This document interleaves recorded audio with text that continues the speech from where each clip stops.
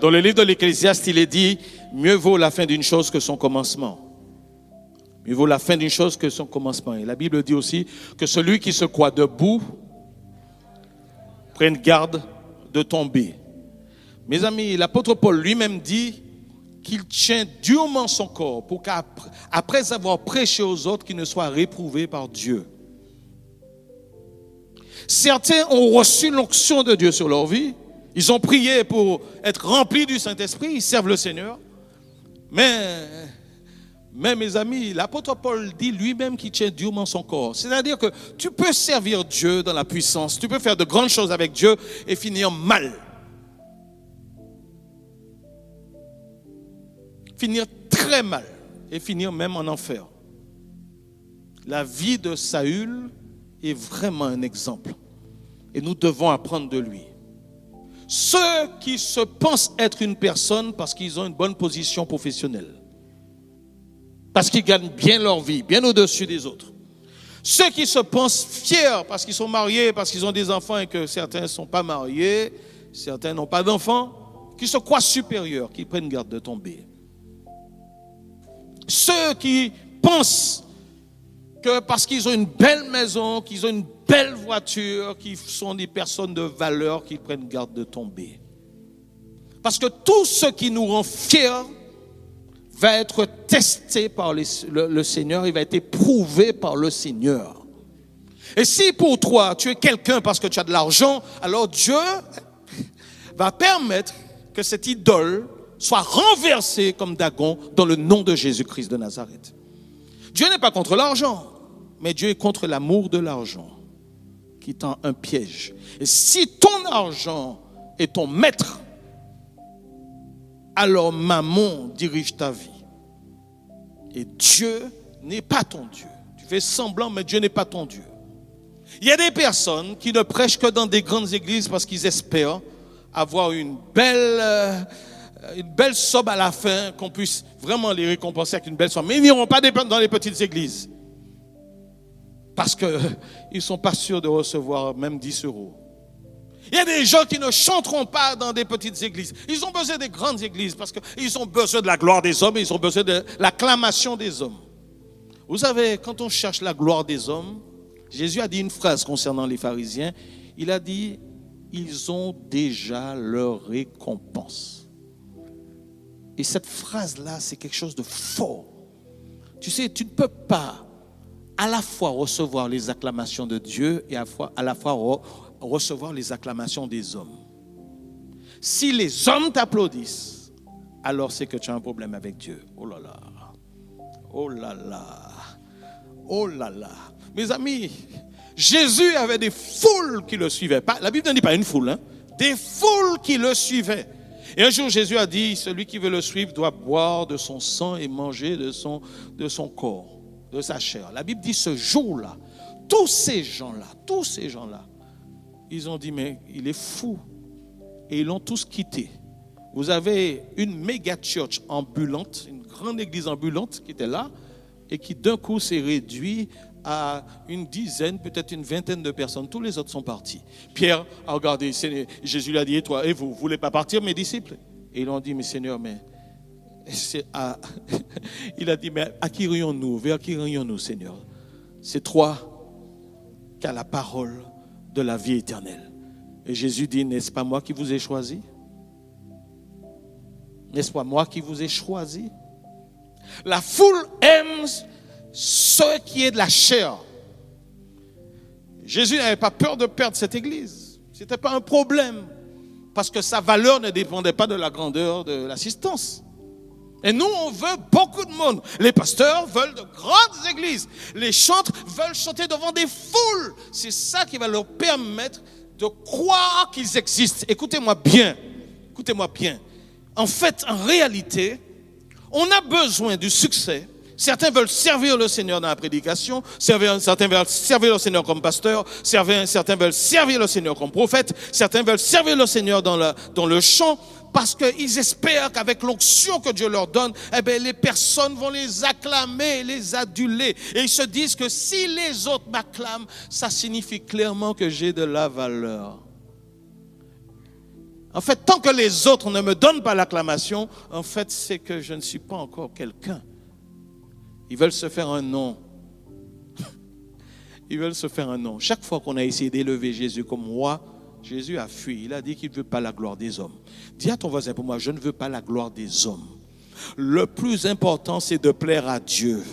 Aïe, aïe, aïe. Le plus important, c'est de plaire à Dieu. Et c'est pour ça, moi je me rappelle que quand j'ai commencé le ministère, il y avait j'ai failli dire un frère, je ne sais pas. Mais quand j'ai commencé à parler de sanctification et de repentance, il m'a dit, pasteur, fais pas ça. Tu vas faire fuir les gens. Non, le Seigneur va faire son travail. Mais ne prêche pas la repentance. Ne prêche pas la repentance, tu vas rebuter les gens. Si tu dis aux gens qu'il faut qu'ils arrêtent de pécher, les gens vont fuir l'église. Mais s'il n'y a pas de repentance, il n'y a pas d'église. Il n'y a pas de nouvelle naissance. Vous comprenez? C'est-à-dire que tu as une foule, tu as une assistance, mais aucun n'est chrétien. Et vous avez, dans les faits, beaucoup de lieux qui sont grands, mais si vous analysez les messages, il n'y a rien qui dérange les gens dans leur péché. Tout ce qu'on fait, c'est minimiser le péché et dire aux gens qu'ils vont être forts, qu'ils vont être grands, ils ont des messages de puissance, de guérison, de délivrance. Analysez les messages, mais rien qui les remette en question. Parce que normalement, si tu prêches correctement l'évangile, il y a des gens qui disparaissent de l'église, ils viennent un dimanche et puis ils ne restent pas. Parce que le vrai message de l'évangile, il est cash. Il est cash. Mais ceux qui ne veulent pas se remettre en question, ce n'est pas que l'église qui a un problème. Mais c'est avec le message de l'évangile. La Bible nous dit que quand Jésus a commencé son ministère, il prêchait le message de repentance. Jean-Baptiste prêchait le message de repentance. Et il y a des gens qui veulent être avec Dieu, mais ne veulent pas changer de vie. À vous, ça pas vrai? Oui, mais tu penses aux autres, mais et toi? Et nous? 1 Samuel chapitre 9, verset 15. Or, un jour avant l'arrivée de Saül, l'Éternel avait averti Samuel, Samuel est prophète, en disant, demain à cette heure, je t'enverrai un homme du pays de Benjamin, tu l'oindras pour chef de mon peuple d'Israël. Il sauvera mon peuple de la main des Philistins, car j'ai regardé mon peuple, parce que son cri est venu jusqu'à moi. Lorsque Samuel lui aperçut Saül, l'Éternel lui dit, voici l'homme dont je t'ai parlé, c'est lui qui régnera sur mon peuple. Saül s'approcha de Samuel au milieu de la porte et dit, indique-moi, je te prie, où est la maison du voyant? Samuel répondit à Saül, c'est moi qui suis le voyant. Monte devant moi au lieu et vous mangerez aujourd'hui avec moi. Je te laisserai partir demain et je te dirai tout ce qui se passe dans ton cœur. Ne t'inquiète pas des ânesses que tu as perdues il y a 3 jours, car elles sont retrouvées. Et pour qui est réservé ce qu'il y a de précieux en Israël, n'est-ce pas pour toi et pour toute la maison de ton père? Saül répondit, ne suis-je pas benjamite, de l'une des plus petites tribus d'Israël? Et ma famille n'est-elle pas la moindre de toutes les familles de la tribu de Benjamin? Donc pourquoi donc me parles-tu de la sorte? Verset 25. Ils descendirent du haut lieu de la ville et Samuel s'entretint avec Saül sur le toit. Puis ils se levèrent de bon matin et dès l'aurore, Samuel appela Saül sur le toit et dit, viens et je te laisserai partir. Saül se leva et ils sortirent tous deux, lui et Samuel. Et quand ils furent descendus de l'extrémité de la ville, Samuel dit à Saül, dis à ton serviteur de passer devant nous. Et le serviteur passa devant. Arrête-toi maintenant, reprit Samuel, et je te ferai entendre la parole de Dieu. Est-ce qu'on peut lire le premier verset du chapitre 10 ensemble? Samuel, qu'est-ce qu'il fait? Il prit une fiole d'huile, ensuite, qu'il répandit sur la tête de Saül. Il le baisa et il dit, l'Éternel ne t'a-t-il pas oint pour que tu sois chef sur son héritage? Amen. Alléluia. Mes amis, la Bible nous montre ici que on a l'onction de Saül. Le prophète Samuel a oint un jeune homme benjamite. La Bible nous apprend que le type était grand. il dépassait tout le monde d'une tête. Il était svelte. Il était beau, plus beau que tous les hommes de la tribu d'Israël. Qui est la personne là, le plus bel homme dans cette salle?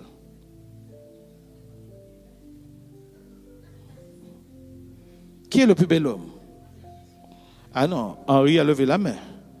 Frère Henri a dit, moi, ce sont les violents qui s'emparent des choses. Sois beau. Alléluia. Non, mais le type était beau. Est-ce que vous, mesdames, vous avez déjà vu un homme dans lequel, en fait, quand tu le vois, ton cœur fond? Tu as déjà vu ce genre de... Vous avez déjà rencontré un homme comme ça? Mon mari. Toutes les femmes ont en tête un certain nombre d'acteurs. Hein? J'ai failli dire Robert Redford, mais les plus jeunes ne connaissent pas Robert Redford.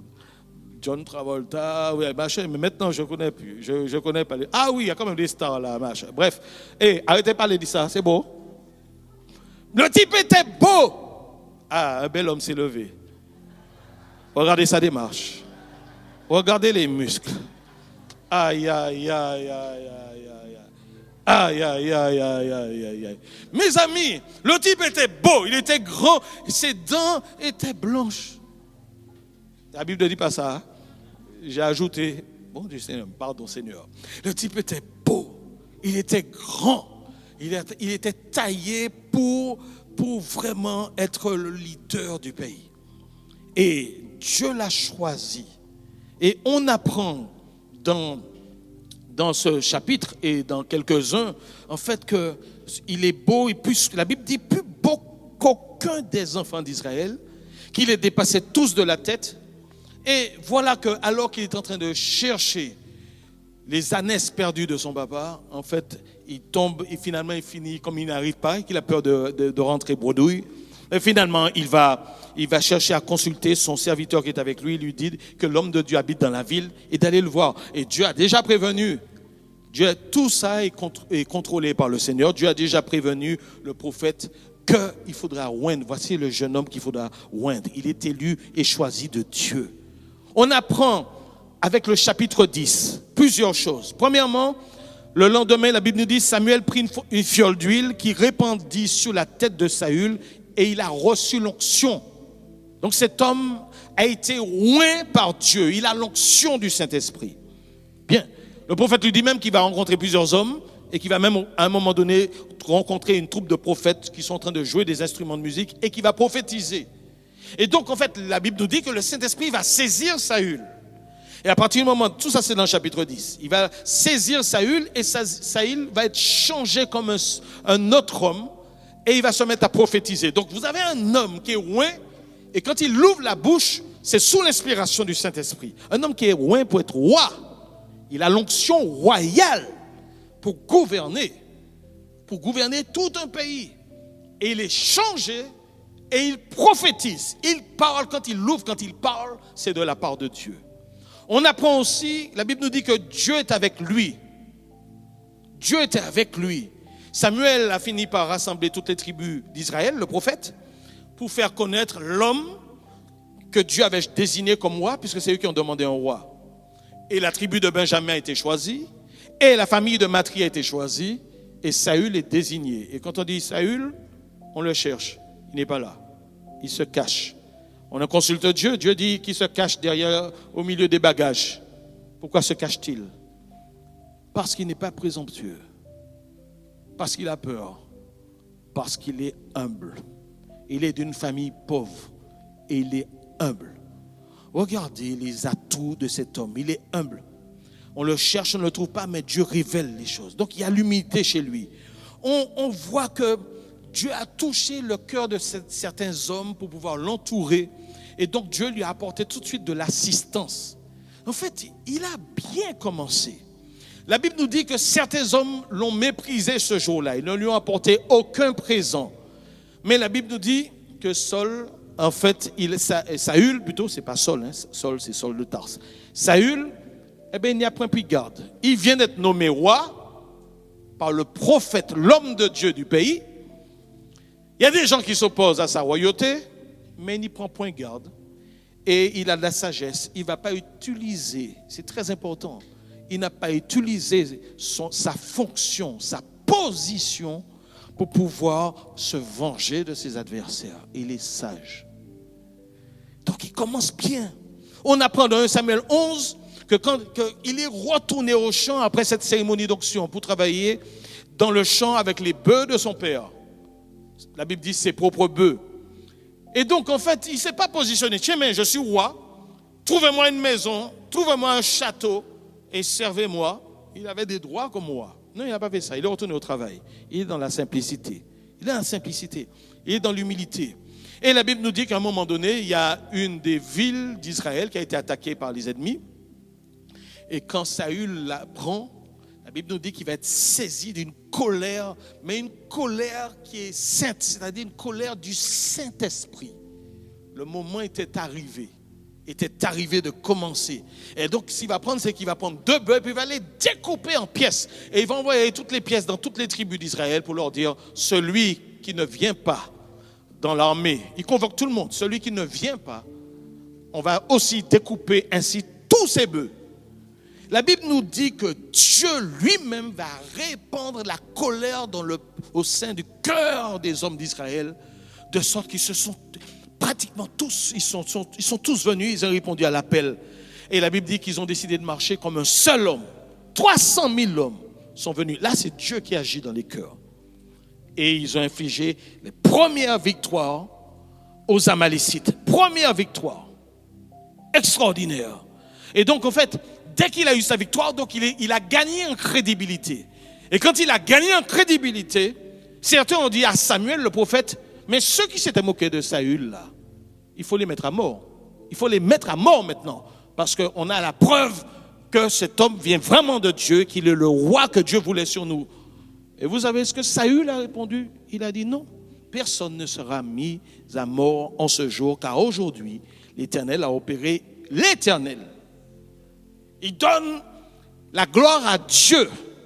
C'est pas lui, c'est pas eux, c'est Dieu qui leur a donné la victoire. En fait, il ne s'approprie pas ce qu'il fait avec l'onction de Dieu. Il ne dit pas que c'est lui qui a fait. Nous pas ça fait ça.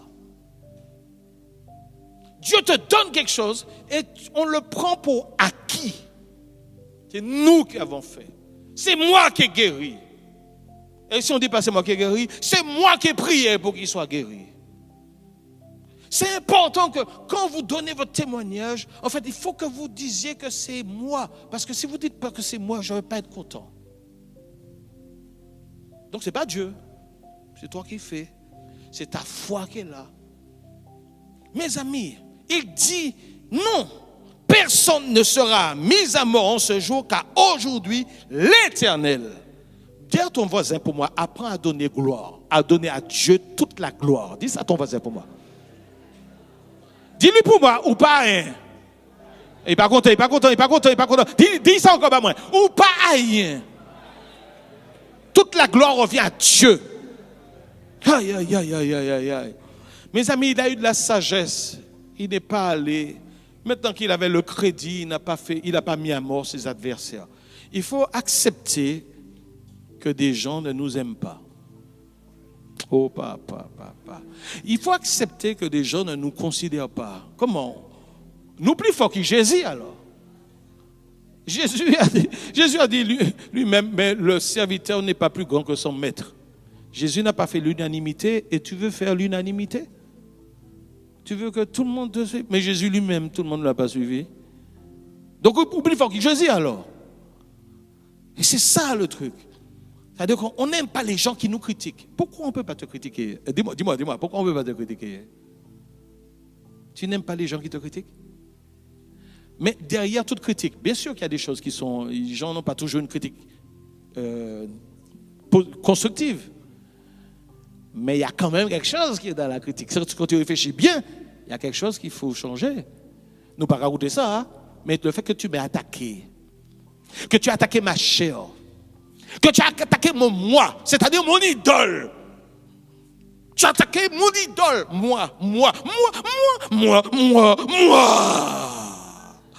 On ne touche pas à moi. touches pas à moi. Tu ne touches pas à moi. Tu ne dis rien sur moi. Tu ne me fais rien. Mes amis, et pour chrétien, tu as dit que tu es chrétien. Mais Jésus nous demande d'aimer nos ennemis. Comment tu peux en vouloir des gens qui te font du mal et te dire chrétien? Jésus dit, si notre justice ne surpasse pas celle de nos adversaires, en fait, nous ne sommes pas enfants de Dieu. Vous êtes au courant que nous étions ennemis de Dieu avant que le Seigneur ne nous appelle et nous appelle à lui? Vous êtes tous au courant qu'on était morts par nos péchés, par nos offenses? Vous êtes au courant que ce sont ces ennemis que Dieu aime et qui nous amenaient du royaume des ténèbres vers son admirable lumière? Vous savez qu'en fait, on vivait selon la pensée du prince de l'air, c'est-à-dire de Satan. Et Dieu nous a tellement aimés, les gens qui ne l'aimaient pas, qu'il a fait tout pour nous sauver et qu'il a offert ce qu'il avait de plus cher à ses yeux, son Fils unique. Donc Dieu nous demande, de la même façon qu'il a aimé ceux qu'il n'aimait pas, il nous demande d'aimer ceux qui nous font du mal, d'aimer ceux qui nous critiquent. Mon ami, écoute-moi bien, si tu ne sais pas faire ça, ou si tu ne veux pas faire ça, c'est que le Saint-Esprit, soit il n'est pas là, soit ça fait un moment qu'il est éteint. En tout cas, il est attristé. Parce qu'il n'arrive pas à te modeler à l'image de Jésus. Je rappelle moi aussi, hein? Parce que chaque fois que je prêche, Dieu a mis en bagaille pour confondre moi, ça m'a fini de dire. Maman, Dieu est fort.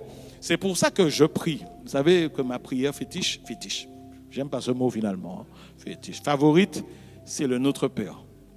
Et quand j'arrive dans la phase « Pardonne-nous nos offenses comme nous pardonnons à ceux qui nous ont offensés », je crie à Dieu, donne-moi un cœur. C'est de la prévention. Je visite mon cœur pour savoir si j'en veux à quelqu'un. Je peux vous assurer, je vous parle, je n'ai aucune amertume envers personne. Je veux pardonner. Je veux être un champion du pardon. Et je dis à Dieu, Seigneur, toutes tes choses, les flèches qui vont arriver.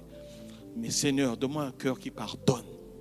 Je dis ça à Dieu parce que nous pas ça fait ça. Mais c'est dans cette étape-là que je demande un cœur qui pardonne. Il y a des conjoints ici, vous n'avez pas encore pardonné à l'autre. Vous n'avez pas encore pardonné. Hein? D'autres là, mais on a du ressentiment. On a de l'amertume. De l'amertume, du ressentiment. Ça gangrène notre cœur. Et après, nous, quand on est malades, tu demandes la prière, mais Dieu ne guérit pas. Parce qu'il y a un non-pardon en nous. La même façon que nous pardonnons à ceux qui nous ont fait du mal, c'est la même façon que Dieu va nous pardonner. Si tu rappelles à l'autre toutes ces erreurs, Dieu saura te rappeler toutes tes erreurs. Aïe, aïe, aïe. Je vous dis, il n'y a que Jésus, parmi tous ceux qu'on dit qui ont été sages dans l'histoire des hommes, Confucius, Platon, toute la bonne. Il n'y a qu'une personne qui a dit, aimez vos ennemis. Priez pour ceux qui vous persécutent. Faites du bien à ceux qui vous outragent. Si on prend votre veste, donne-le à la personne. Si on te dit de faire 1000, fais 2000 avec lui. En fait, si tu veux, ne te fâche pas, absorbe le mal, mais ne réponds pas au tac au tac. Pas venir dire, mon pas un hypocrite. Mon chrétien, mais mon pas chrétien. C'est comme ça, mon yé. C'est comme ça, mon yé. Alors, on va pas changer alors. Donc, le Saint-Esprit ne te convainc pas de pécher alors. Eh bien, restez comme ça. Et puis, attends le retour de Jésus. Comme ça, ou si vous avez bâti, ou quoi vous avez bâti. Mais on ne va pas bâtir. On se regarde avec de grands sourires là. Mais il y a l'eau qui concerne là. On veut sourire, hein, tu es beau, mais on ne sait pas qui ça qui est dedans. Mais, aïe, aïe, aïe.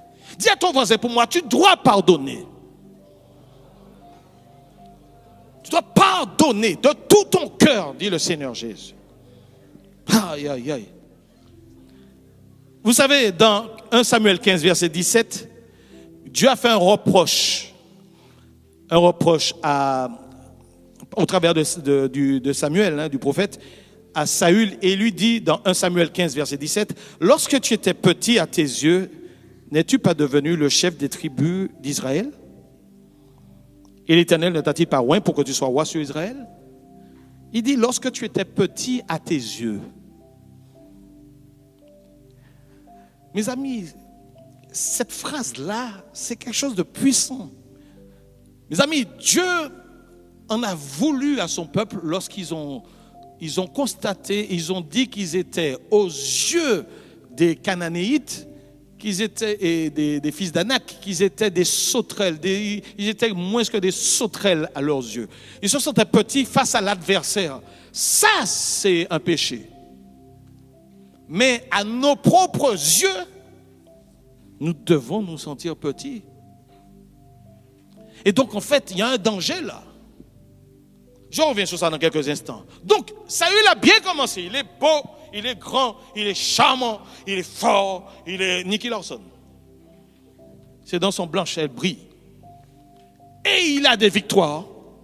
Et il donne la gloire à Dieu. Et il est dans l'humilité. Et il est dans la sagesse. Vraiment, il a bien commencé. Est-ce qu'on peut prendre Samuel 1 Samuel 31. Les Philistins livrèrent bataille à Israël et les hommes d'Israël prirent la fuite devant les Philistins. Ah bon? Et ils tombèrent morts sur la montagne de Gilboa. Les Philistins poursuivirent Saül et ses fils. Et qu'est-ce qu'ils firent? Dites-moi ce qui s'est passé. Ils tuèrent qui? Jonathan, Abinadab, Malki-Shua. Ah, voilà un beau prénom. Toutes les femmes enceintes. Un beau prénom. Malki-Shua. Voilà. Qui étaient-ils ces trois-là? Les fils de Saül.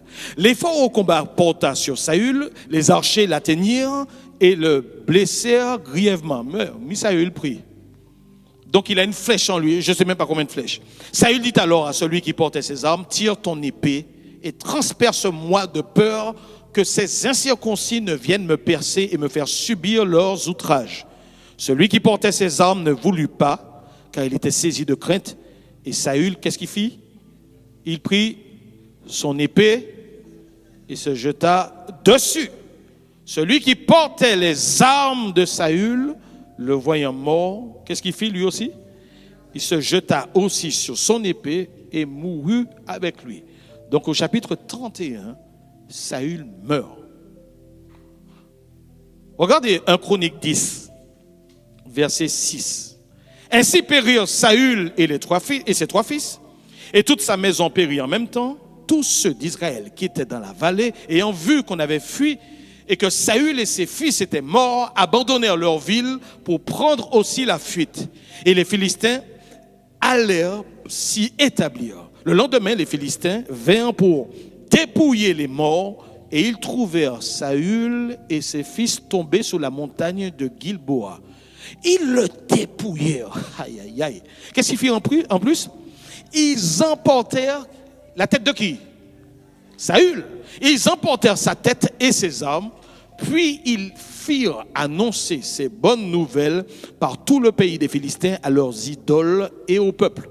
Ils mirent les armes de Saül dans la maison de leur Dieu et ils attachèrent. Ah non, c'est là qu'il faut. Qu'est-ce qui est marqué après? Ils attachèrent quoi? Ils attachèrent le crâne de Saül dans le temple de Dagon. Tout Jabès en Galade, ayant appris tout ce que les Philistins avaient fait à Saül, tous les hommes vaillants se levèrent, prirent le corps de Saül et ceux de ses fils et les transportèrent à Jabès. Ils enterrèrent leurs os sous le térébinthe à Jabès et ils jeûnèrent 7 jours. Saül mourut. Pourquoi? Est-ce qu'on peut lire ensemble la suite? Parce qu'il se rendit coupable d'infidélité envers l'Éternel, dont il n'observa point la parole, et parce qu'il quoi? Il interrogea et consulta ceux qui évoquent les morts, et il ne consulta point l'Éternel. Alors qui le fit mourir? L'Éternel le fit mourir et transféra la royauté à David, fils d'Isaïe. Je suis venu vous dire qu'on peut être loin par le Seigneur, servir le Seigneur dans le succès et finir la tête dans le temple de Dagon. et finir aussi avec son âme en enfer. L'onction, c'est quelque chose d'extraordinaire. L'onction, c'est quand Dieu met sa puissance sur ta vie et ce que d'autres ne savent pas faire, tu vas le faire avec facilité. Dieu te donne des capacités nouvelles. Quand tu reçois, la Bible dit que quand il a reçu l'onction, il fut changé à un autre homme. Je vous dis, il y a des personnes ici, vous connaissez leur passé, mais vous ne connaissez pas la puissance de l'onction que Dieu a mis sur leur vie. Vous regardez aux gens et vous regardez à leur apparence et nous regardons aussi à leur passé et nous disons cette personne-là, mes amis, ne regardons pas à ce que les hommes voient. Dieu seul sait le genre d'onction qu'il a mis sur chacun d'entre nous. C'est très important. Mais l'onction a un revers. C'est que quand tu commences à engranger des succès avec Dieu, en fait, toi et moi, nous risquons de croire que nous sommes devenus quelqu'un. Ça s'appelle comment? L'orgueil. Et l'orgueil a des tentacules. Tu ne vas pas voir que tu es orgueilleux. Si on te dit, ah, toi tu es orgueilleux, tu vas dire, non, moi je ne suis pas orgueilleux, je suis humble. Mais l'orgueil a des tentacules qui permettent de voir. Et c'est ça qu'il faut voir dès le début. Et si nous ne prenons pas garde, Dieu va nous mettre par terre. Parce que Dieu s'oppose à qui? Aux orgueilleux, et il fait grâce aux humbles. Alors tu vas dire juste à ton voisin, pour moi, apprendre à descendre. Descends un peu. Dis-lui ça pour moi, descends un peu. Pas peut-être un peu, descendre à fond, descendre. Parce que si vous n'avez pas descendre vous-même, bon Dieu il faut descendre. Mes amis, le plus compliqué, ce sont pour ceux qui montent sur l'estrade. Le plus compliqué, ce sont ceux qui parlent au peuple, ceux qui chantent devant le peuple, ceux qui font des choses, qui parlent, ou bien ceux qui prophétisent. Ceux qui ont un don de prophétie, ceux qui ont la puissance de la guérison sur leur vie, ce sont ceux qui sont les plus en danger. Vous savez, c'est pour ça qu'on stagne. Quand Dieu voit qu'il t'a mis dans une position et que tu commences à te sentir, et que avant, quand tu marchais normalement. Et à présent, la terre passe à porter haut. La terre passe à porter.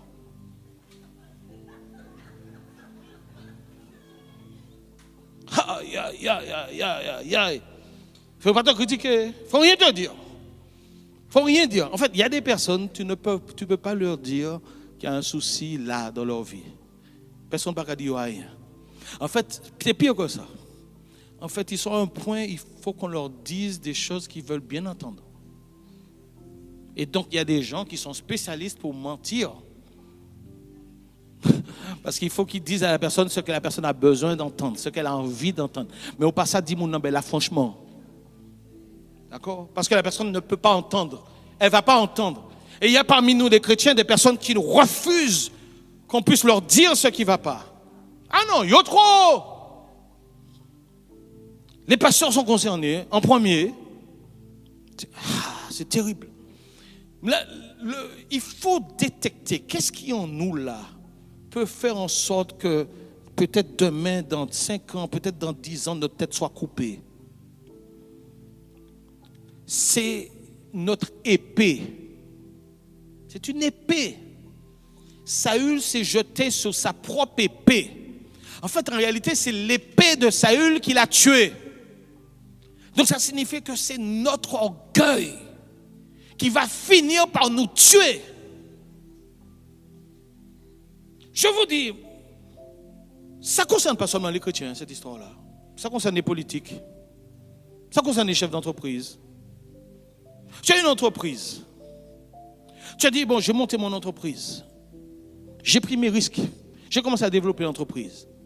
Un salarié de l'entreprise te dit, patron, ça, ce que tu fais là, c'est pas bon. Il vaut mieux que tu fasses ça. Tu dis, attends, moi, j'ai un MBA de business. Toi, tu es agent d'entretien et tu viens me dire ce que je dois faire. Ces gens-là n'ont rien compris. En fait, ils voient avec des tableaux de bord, de gestion, mais ils ne sont pas dans la vie de l'entreprise en bas là. Ils n'ont pas qu'à voir ça. C'est pour ça que j'apprécie les patrons qui se déguisent et puis qui... Mais oui, quand vous avez des grandes entreprises qui se déguisent et qui se font comme embauchés, et puis comme ouvriers, et puis ils passent un mois en bas pour voir l'atmosphère, pour voir comment ça se passe. C'est ça, c'est-à-dire que tu mets ta main. Mais quand tu es tellement diplômé, tu as tellement de diplômes, ou bien pas seulement diplôme, mais que tu as réussi déjà, alors personne ne peut te conseiller. C'est vous qui savent toute bagaille. Il y a un problème. Il y a un problème. Vous voyez? Et ça, quant aux politiques, il faut les caresser dans le sens du poil. Hein? Il faut les caresser. Je n'ai pas dit tous, hein? Mais ceux qui ont perdu l'humilité là, qui sont devenus de grosses têtes là, personne ne peut plus leur parler. Hein? Personne. Mes amis, la première chose, on apprend dans 1 Samuel, le premier problème n'est pas issu de Saül lui-même, mais dans le contexte dans lequel il est apparu. 1 Samuel chapitre 8, on apprend que Samuel est prophète. Il a 2 fils, mais les fils ne marchent pas selon leur père. Ils reçoivent des présents, ce sont des fils qui sont mal élevés, et la Bible nous dit aussi qu'ils ne marchaient pas sur les traces de Samuel. Ils étaient cupides, ils recevaient de l'argent, des présents, et ils violaient la justice. Quand le peuple a vu qu'il n'y aura pas de transmission au niveau des fils qui ne sont pas à la hauteur, ils ont dit à Samuel, écoute-moi bien, prophète, tes fils ne sont pas à la hauteur, il faut que tu nommes un roi comme les autres nations sur nous. Samuel était offusqué. Parce que le peuple était dirigé et jugé par Samuel. Il était à la fois le dernier des juges, mais le premier prophète en Israël, et le premier prophète en Israël. Et donc ça signifie qu'au travers de lui, c'est Dieu lui-même qui gouvernait le peuple. Mais le peuple ne veut pas d'un prophète. Ils veulent un roi comme les autres. Comme les autres. Ils veulent faire comme les autres. Ils veulent faire comme le monde. Et c'est ça le souci. Quand Samuel va dire ça à Dieu, Dieu lui dit, mais c'est pas toi qui rejettes, c'est moi qui rejette. Ils ne veulent pas de gouvernement théocratique, ils veulent d'une monarchie comme les autres. Mais ça va leur coûter, parce que le roi a des droits. Le roi va prendre vos filles, hein. Le roi voudra de l'argent, le roi va prendre de vos bœufs, le roi va prendre 1/10, la dîme de tout votre bétail. Elles sont parées pour ça. Ils ont dit, oui Seigneur, on veut. Ben nous un roi. Donc c'est eux qui ont demandé le roi. Et Dieu leur a donné un roi selon leurs mesures. Bon, c'est très important. Nous, chrétiens, il y a un problème, c'est quand le monde nous impressionne et qu'on regarde au monde et qu'on veut imiter le monde. Je vais dire des choses qui fâchent. Hein? Tant pis, parce que je sais que ça va aller loin. Aujourd'hui, vous regardez dans certains lieux des temps de louange, vous retirez le son et vous vous demandez est-ce que c'est un concert chrétien ou est-ce que c'est un concert du monde? Vrai ou faux? Et en fait, on est arrivé à un point aujourd'hui où les paroles des chants ne sont plus importantes. C'est pas important. On répète les mêmes. Dernièrement, j'ai regardé un chant, j'ai écouté un chant. Je ne cache pas du continent africain, je ne vais pas plus loin. Le type a répété une phrase peut-être 200 fois dans le chant. Il n'y a pas de couplet. Il n'y a pas de refrain. Il n'y a rien dans le chant. Mais les voix sont extraordinaires. La musique, pour moi, c'était des pros. D'ailleurs, on n'a pas de mal aujourd'hui à embaucher des musiciens non chrétiens qui jouent dans l'église. Parce que l'église, en fait, aujourd'hui, est intéressée à la qualité de la musique, à la qualité des voix. Mais le message, ni celui qui porte le message, c'est plus important. Le message des chants n'est plus important. On a perdu, on est en chute libre dans le milieu chrétien, anglophone comme francophone. Je ne sais pas pour les Russes, mais anglophone, francophone, on est en chute libre. Avant, on avait du texte. Bien qu'au travers du texte, tu t'es touché, tu pouvais être converti, tu pouvais pleurer sur les ailes de la foi, sur même les gemmes de l'Éternel qui sont plus récents. On avait du texte. Le message de l'Évangile passait dans les textes. Maintenant, c'est onction. Et puis, c'est danser, c'est machin. Mais je dis, mais c'est quoi ça? C'est l'apostasie. Vous savez, on a amené l'église. Ça vient subrepticement, mais ça entre dans l'église. C'est là. Et puis nous, on met ça là. Seigneur, je te loue. Quand il dit ça 200 fois, tu es déjà sous hypnose. C'est l'onction. Tu répètes une fois. Tu fais des gens répéter des paroles plusieurs fois, tu rentres dans un état de semi-transe. Allez voir n'importe quel psychologue, on va t'expliquer comment ça fonctionne. Et donc, tu as des lieux où on prend un chant et puis nous allons pendant une demi-heure. À un moment donné, là, l'onction.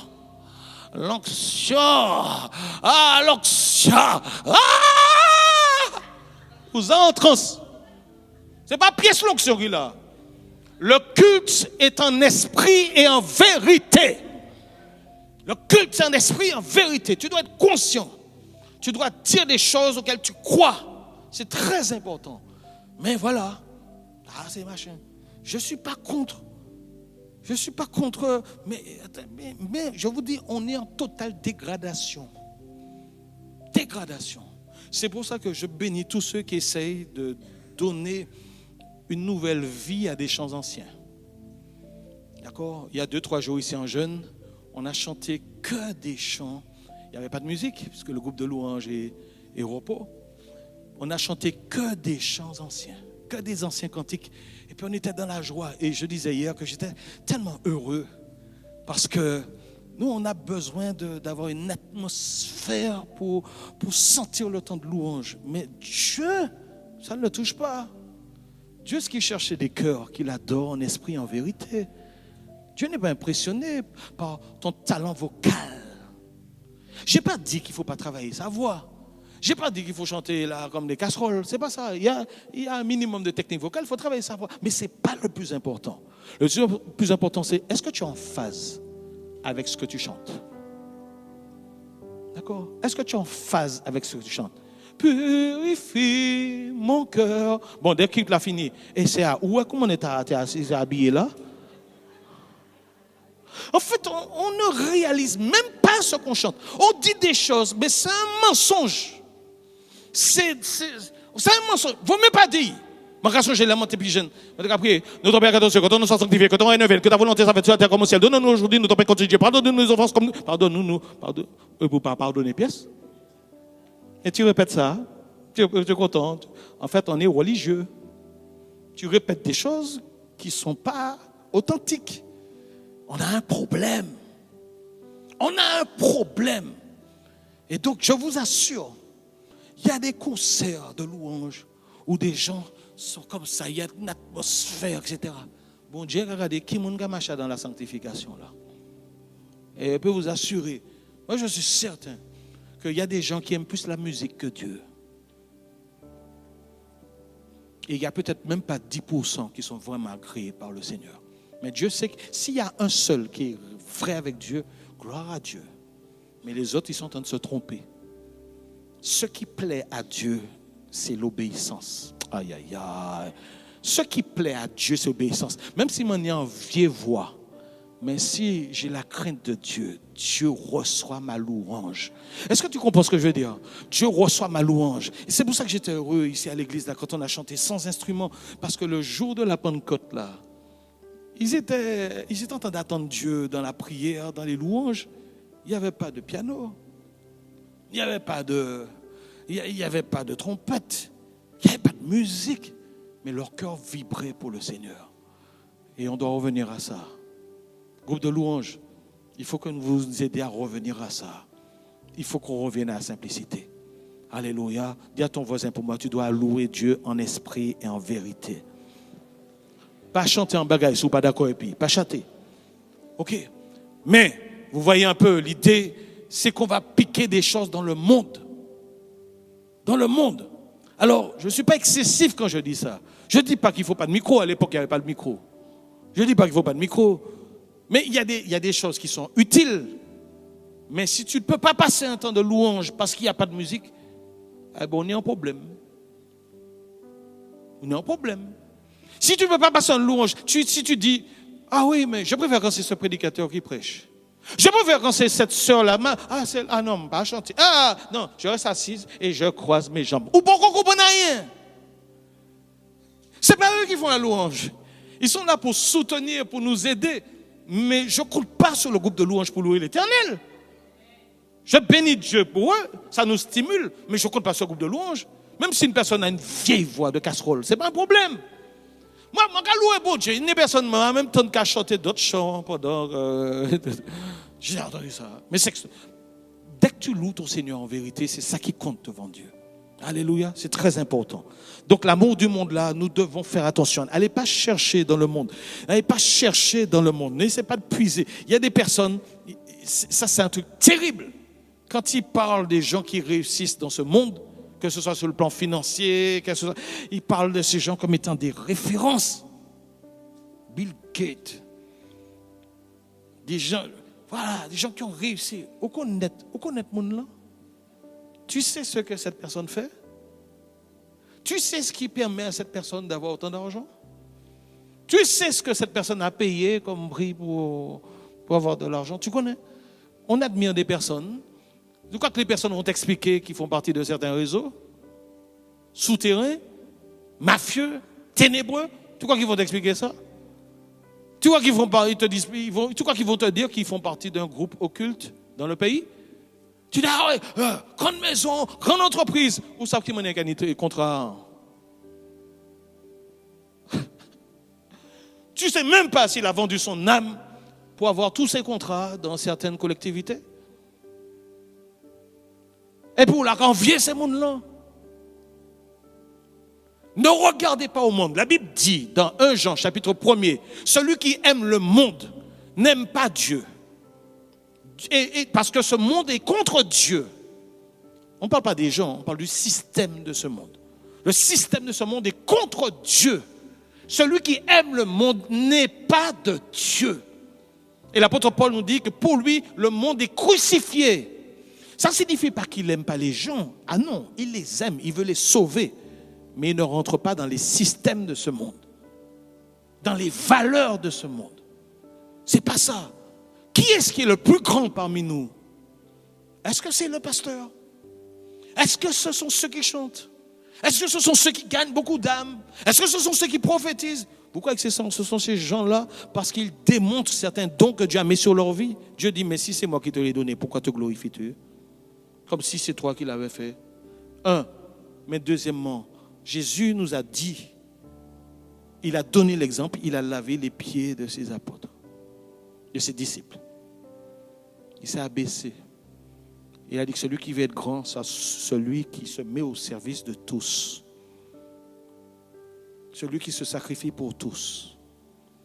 Donc je peux vous assurer, ce n'est pas tous ceux qui tiennent un micro qui vont arriver jusqu'au bout. Si tu te crois supérieur parce que tu es pasteur, parce que tu enseignes les gens, mais tu n'as rien compris. Les gens n'ont rien compris. Je suis certain, et je le dis, le critère du Seigneur sera notre caractère, le fruit de l'esprit. Ceux qui aiment le plus, ceux qui sont dans la douceur, ceux qui n'osent pas le ton, ils sont dans la douceur, ils sont dans la maîtrise de soi. Ceux qui sont généreux, ceux qui sont dans la joie, tous ceux qui sont toujours dans la colère là, tous ceux qui sont toujours dans la colère, tous les meilleurs machins. Et tu sais, c'est quelque chose de terrible, je vais revenir dessus parce que c'est un problème de Saül. Il dit, c'est parce que l'autre m'a fait ça que je me suis mis en colère. C'est du déni. Tu es responsable de tes émotions devant Dieu. Tu dis, oui, mais il m'a fait ça. Non! Parce que d'autres plus matures ne réagissent pas comme tu as réagi. Et tu rends les autres responsables de ton état d'âme. Tu déportes tes problèmes sur les autres. Ce n'est pas moi, mais c'est lui. Il y a un problème. Il n'y a aucune excuse de ne pas rester dans la douceur quand quelqu'un me fait du mal. Il n'y a aucune excuse. Tu t'es laissé aller dans le passé, mais aujourd'hui, tu as le Saint-Esprit en toi. À moins s'il n'est pas là. Mais si le Saint-Esprit en toi, tu restes calme. Au milieu de la colère, au milieu de la tempête, tu restes calme. Au milieu des flèches et des attaques et de l'injustice, tu restes calme. Pourquoi tu restes calme? Parce que tu as un Dieu. Tu crois que Dieu ne sait pas ce qui se passe? Dieu est au contrôle de ta vie. Apprends à gérer tes émotions. Tu n'es pas obligé de t'énerver. Tu n'es pas obligé d'injurier. Tu n'es pas obligé de te mettre en colère, d'exploser.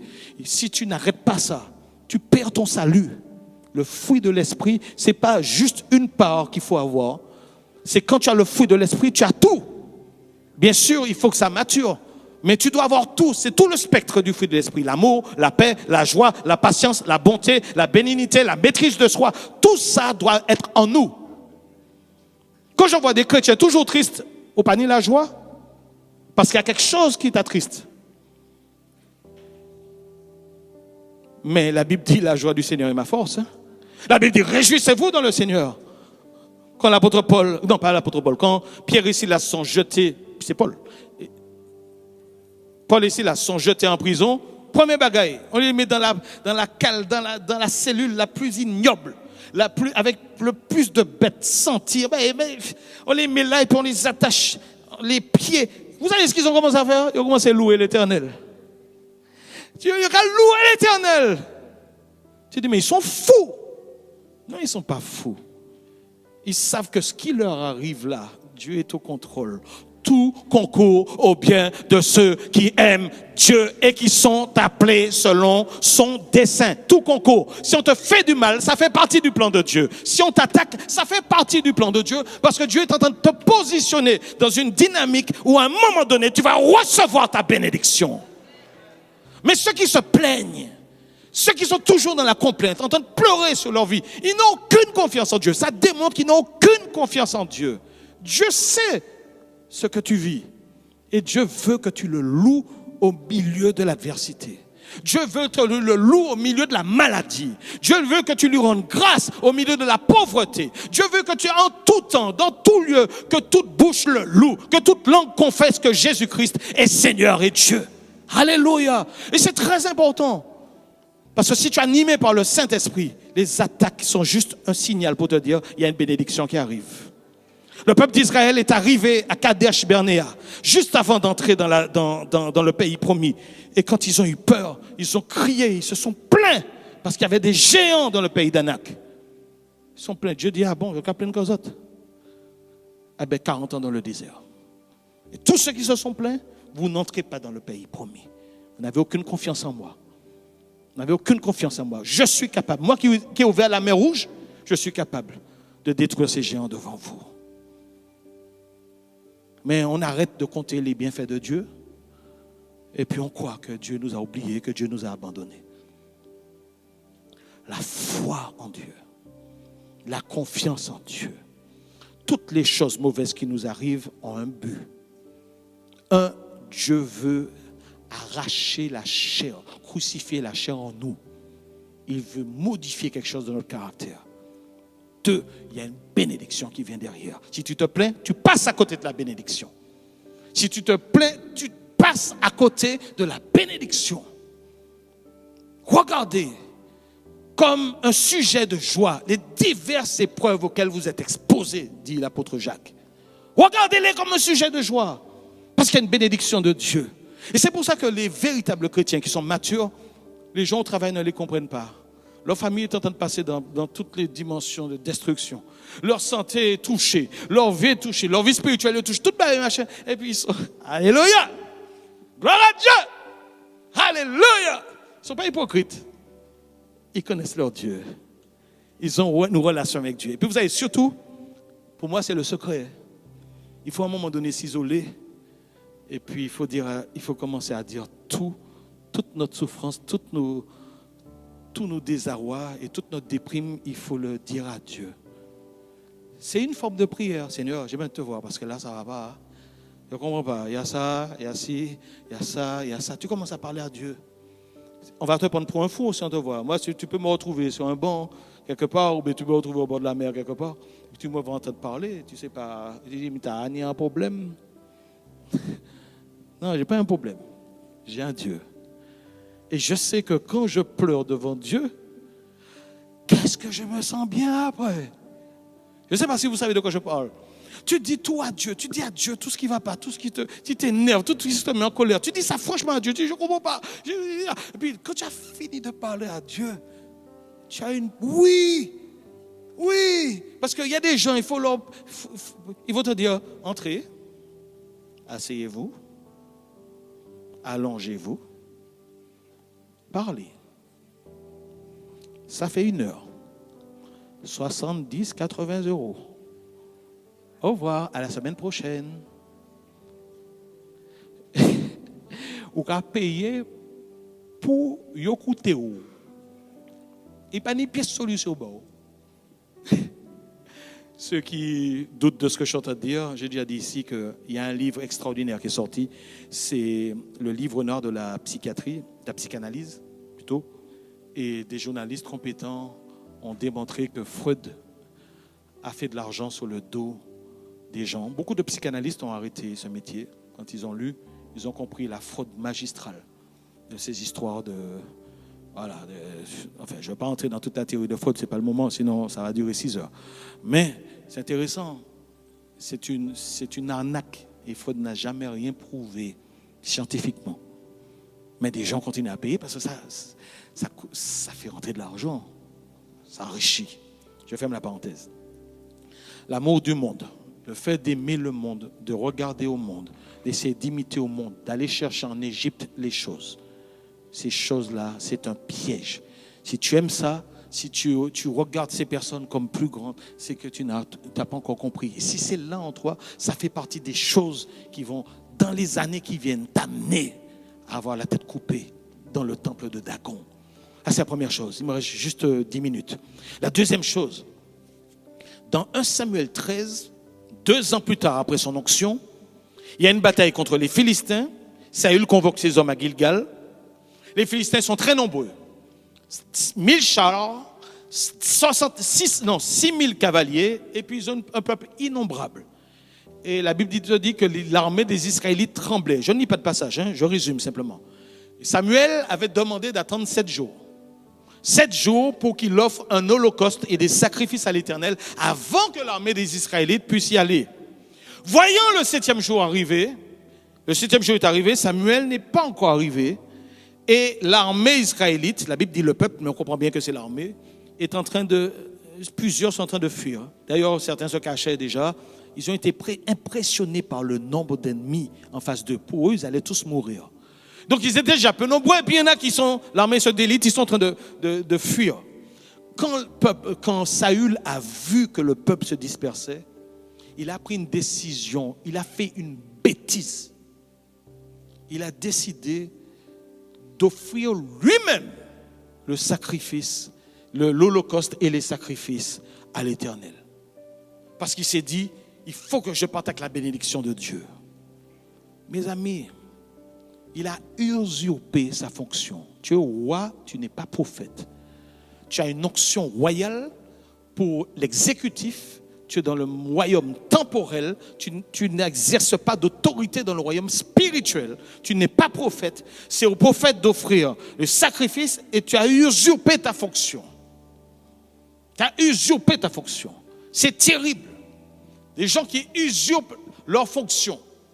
Vous savez, il y a toujours dans les églises des personnes qui arrivent à un moment donné et qui disent, tu sais, ce que le pasteur dit là, c'est pas important. Viens, je vais te dire, je vais t'enseigner. Ça s'appelle un esprit de secte. Et ces gens-là créent des divisions dans les églises. En fait, il y a des gens qui se construisent uniquement sur le fait de critiquer les responsables. Et ils espèrent pouvoir, comment dirais-je, récupérer du pouvoir. Ils passent du temps à critiquer, à salir les responsables auprès de personnes qui ne sont pas matures. Et ils font des groupes, ils créent des divisions. Je vais te dire une chose.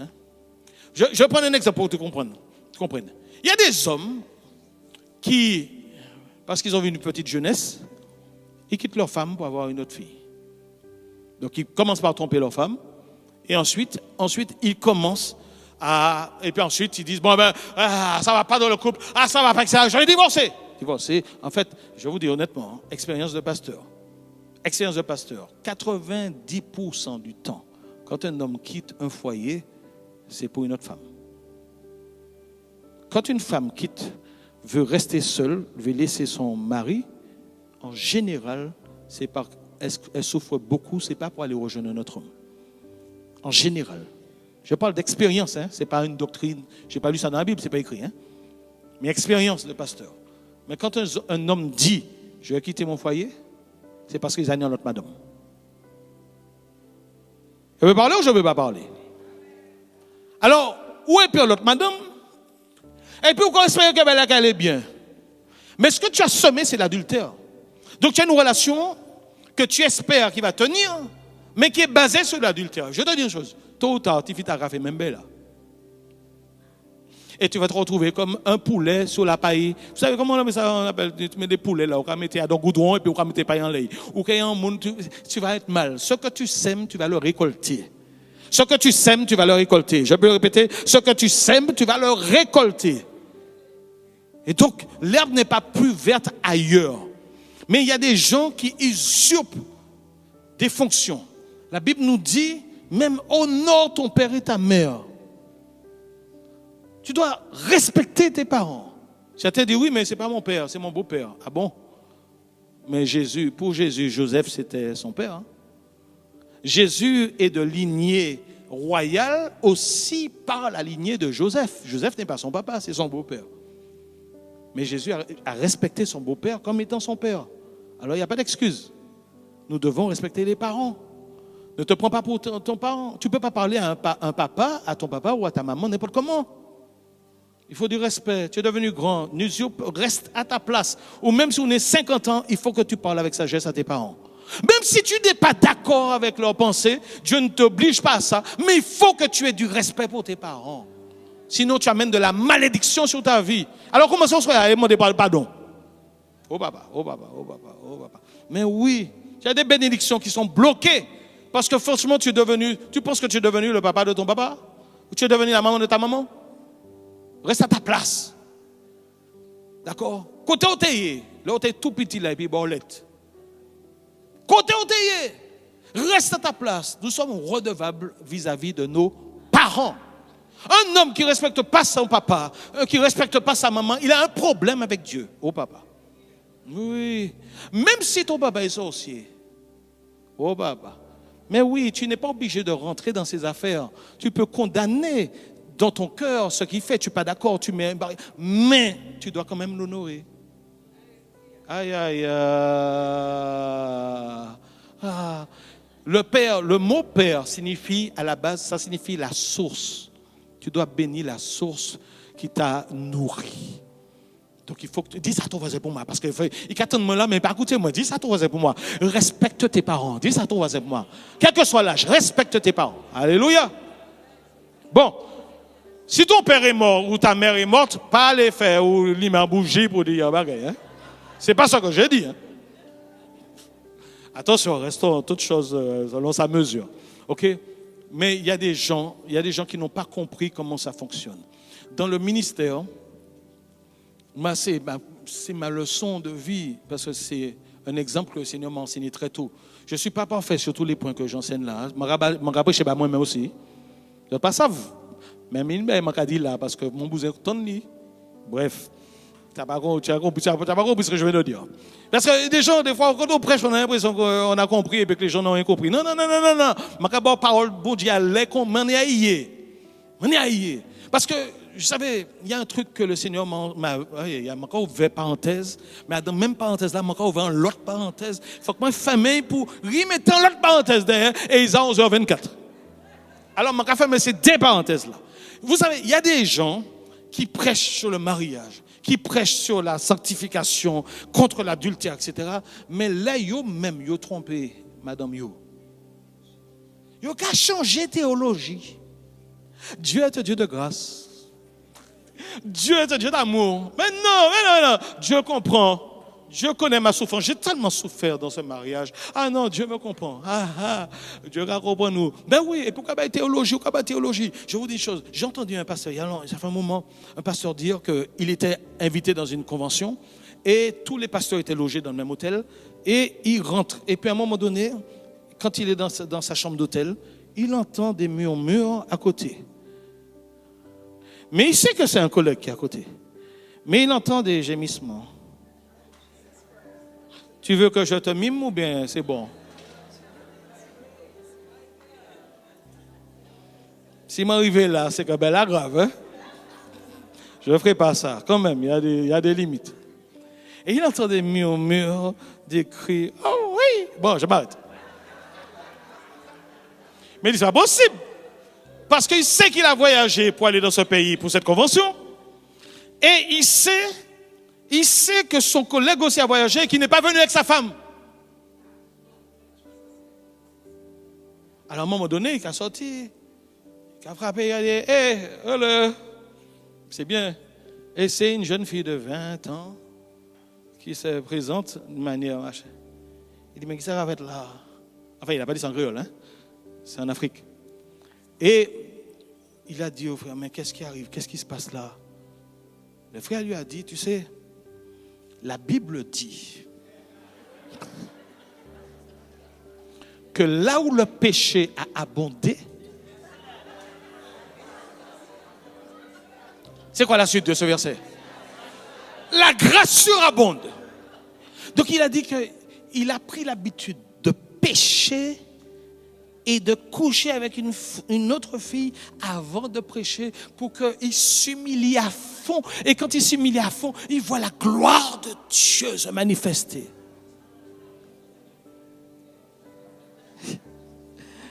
Oh bah, ça monte dans dimension.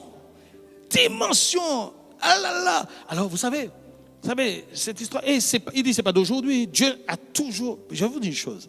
C'est pour ça que je vous dis l'onction est dangereuse. Une onction dangereuse. Parce que quand l'onction se manifeste, tu crois que Dieu est avec toi.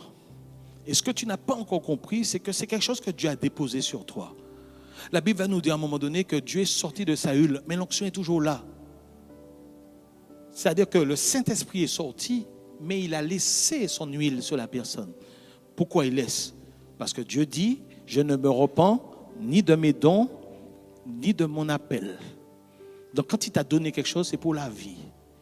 Et toi, tu vois quelqu'un qui fait des miracles et tu dis, waouh, ça c'est un homme de Dieu. Non, tu vois la grâce de Dieu sur quelqu'un, mais tu ne connais pas sa vie intérieure. Parce que même s'il est dans le péché, le don va continuer à se manifester. Et pourquoi se manifeste-t-il? Parce que Dieu, s'il prêche la parole correctement, Dieu se tient derrière sa parole. Et Dieu donne gloire à sa parole. Parce que Dieu veut sauver d'autres personnes. Donc c'est comme si Dieu utilisait cette personne malgré elle.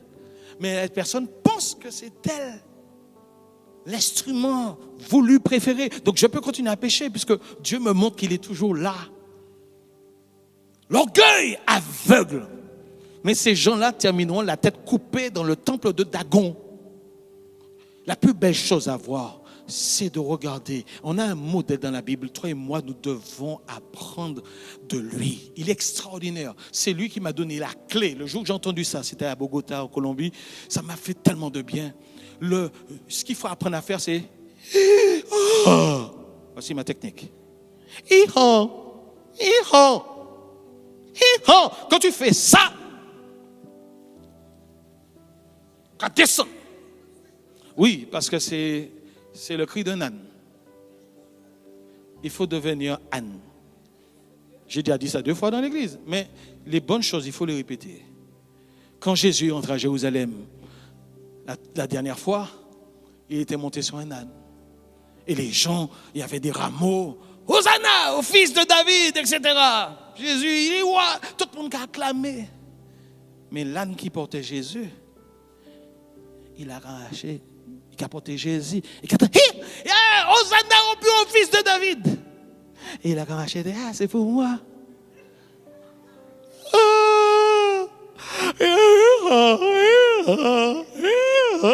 Il a ri. Ça me rappelle un des personnages de dessin animé. Je ne sais plus lequel là. Un âne. Ça va revenir. Oui.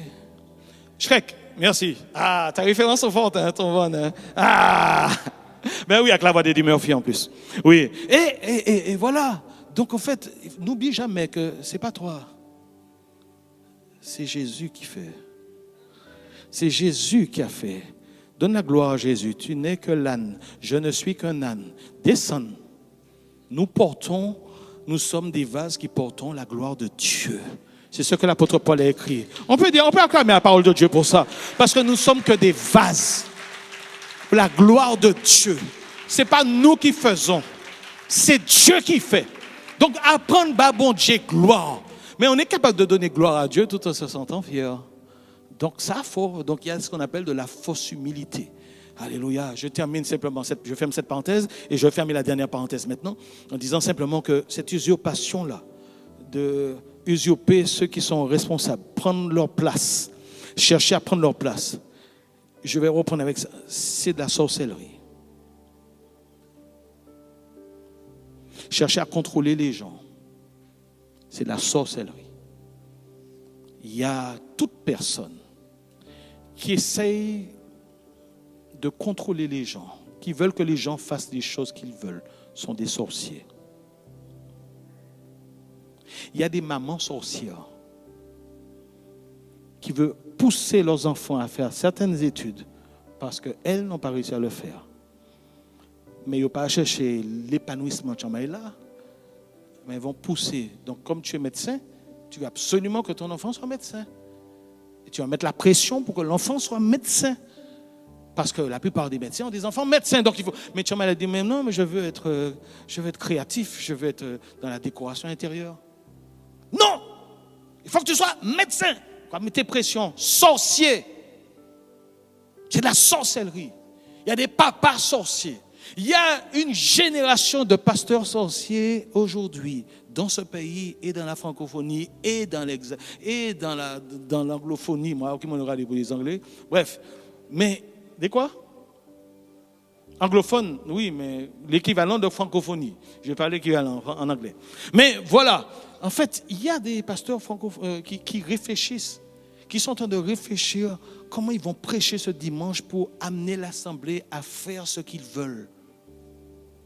Pasteurs sorciers. Ils vont trouver comment manipuler le peuple pour qu'il donne de l'argent. Pasteurs sorciers. Il faut mettre la pression sur les finances des gens, sur les gens. On va faire des gens vendre leurs affaires. On va pousser aux gens. On va dire aux gens que si tu ne donnes pas la dîme, alors on va mettre une pression, une domination. Si tu ne donnes pas la dîme, tu es maudit. D'ailleurs, je ne prie pas pour toi si tu ne donnes pas ta dîme. Sorcier. Il y a une génération de sorciers, de pasteurs sorciers. Et ils réfléchissent, parce qu'ils vont lire des livres sur la puissance de la pensée. Comment influencer les foules. Et vous savez ce qui se passe avec ce genre de personnes comme pour Saül? Quand le Seigneur se retire, à un moment donné, ils vont aller chercher de la force ailleurs. Vous avez compris de quoi je parle ou pas? Sorciers! Il y a plein de sorciers. Les gens sont libres. Jésus nous a dit, c'est pour la liberté, la Bible dit, c'est pour la liberté que Jésus nous a affranchis. C'est vrai ou c'est pas vrai? Dis avec moi, je suis libre. Personne ne me domine. Alléluia. C'est très important. Les gens essaient d'usurper des fonctions, etc. Je peux t'assurer, si tu es appelé de Dieu pour une œuvre, si tu forces la main et tu te débrouilles pour faire ce que tu dois faire, ce que tu penses être appelé, en fait, tu auras des gros problèmes. David pouvait à plusieurs reprises tuer Saül. Et il serait passé roi directement. Mais on ne donne pas de coup de main à Dieu. C'est Dieu qui te met dans le ministère. Je répète, c'est Dieu qui nous met dans le service. On ne donne pas de coup de main à Dieu. Sinon, tu es en train de te corrompre, tu es en train d'usurper. En fait, il faut aller ni trop lentement. Quand Dieu te dit il faut y aller, il faut y aller. Saül s'est caché. Mais si Dieu ne t'a pas mis un truc, tu ne vas pas non plus trop rapidement comme un cheval qui n'a pas de bride. Il faut laisser Dieu ouvrir les portes. Parce que le ministère n'est pas seulement basé sur nos dons que Dieu nous a accordés, mais il y a une assistance de Dieu pour faire en sorte que l'environnement soit favorable à notre ministère. Il y a beaucoup de portes que seul Dieu peut ouvrir, pas un homme. On n'a pas encore compris ces choses. On ne comprend pas comment fonctionne le Seigneur. Et tu veux par toi-même être responsable de ça. Tu veux toi-même, je veux ça, etc. Et puis tu vas faire en sorte d'usurper et de critiquer telle personne, cette fonction. La personne ne fait pas ça bien, donc moi je le ferai mieux que lui. Reste tranquille. Reviens, redescends. Pourquoi tu veux, réfléchis bien, pourquoi tu veux être responsable là? Pourquoi? Quelle est ta motivation profonde? En fait, tu veux pouvoir gouverner, tu veux avoir un certain pouvoir. Pourquoi tu veux le faire? Tu veux montrer, et voilà, merci. Parce que tu veux que les gens te voient. Pourquoi tu veux que les gens te voient? Pourquoi tu veux que les gens constatent que tu as un don extraordinaire? Pourquoi tu le veux? Parce que pourquoi tu veux que les gens t'applaudissent? Parce que si les gens ne t'applaudissent pas, si les gens ne voient pas ton don, ça signifie que tu n'as pas vraiment de la valeur. Mais quand tu seras mis en lumière, c'est là que les gens verront le rayonnement de la suprématie de ta gloire. Parce que tu n'as pas d'amour propre et tu attends sur les autres pour qu'ils t'aiment. Et donc tu as un problème. Un gros problème. Non. Quand Dieu t'appelle, tu le laisses là où tu es, fais bien ce que tu fais. Rends grâce à Dieu. Remercie le Seigneur. Parce que tu as prié pendant des années pour avoir un mari. Et quand Dieu t'a donné un mari, à présent, on passe à retraite bouga. Parce que quand tu as prié pour avoir une femme. Mais quand Dieu t'a donné une femme, à présent, on passe à retraite madame là. Alléluia. Tu as demandé à Dieu un travail. Et Dieu t'a exaucé, Dieu t'a accordé un travail. Après, on passe à ouais, tête patron. Nous pas ça nous les amis. Dieu t'a donné un service. Et Dieu t'a donné un ministère dans son église. Et puis maintenant que Dieu t'a mis dans le ministère, ah non, c'est trop dur. Ah non, là, j'ai pas envie aujourd'hui. Ah non, je prends du recul. Hein. Ah, je suis fatigué. Hein. Ah, je suis fatigué. Ah bon, parce que vous ne pas comprendre que là, ou Adam entre dans l'armée, pas ni déviré. En fait, tu voulais servir quand tu avais envie de servir. En fait, tu aurais souhaité ici en Martinique qu'un chirurgien qui travaille à l'hôpital, il vienne quand il a envie de venir. Quoi, la ramacher comme ça. Quand tu t'engages, tu rentres dans l'armée du Seigneur. Sinon, pas engagé, quoi. Mais soit engagé, ou qu'à rentrer à Damplia pour faire un corps avec tout le monde. Alléluia. C'est pas seulement tes sentiments, tes ressentiments et tes rêves et tes sensations. C'est pas comme ça. Si tu t'es engagé, tu t'es engagé. Engagé. Et tu as une bénédiction de Dieu. Mais tu t'engages. T'imagines si nos enfants disaient, aujourd'hui, j'ai pas envie d'aller à l'école. Ah non, j'irai à l'école un jour sur 2. Un jour sur 3, finalement, parce que, etc. À qui mon mec apprend un bagage? Il faut de la discipline. Alléluia. Et c'est très important. Mais nous demandons des choses à Dieu. Et puis quand Dieu bénit, après un petit moment après, Seigneur, donne-moi une voiture. Quand j'aurai ma voiture, Seigneur, je vais ramener certains frères et sœurs à l'église. Je vais peut-être même passer, prendre des gens pour les amener à l'église. Bon Dieu, pas en loto.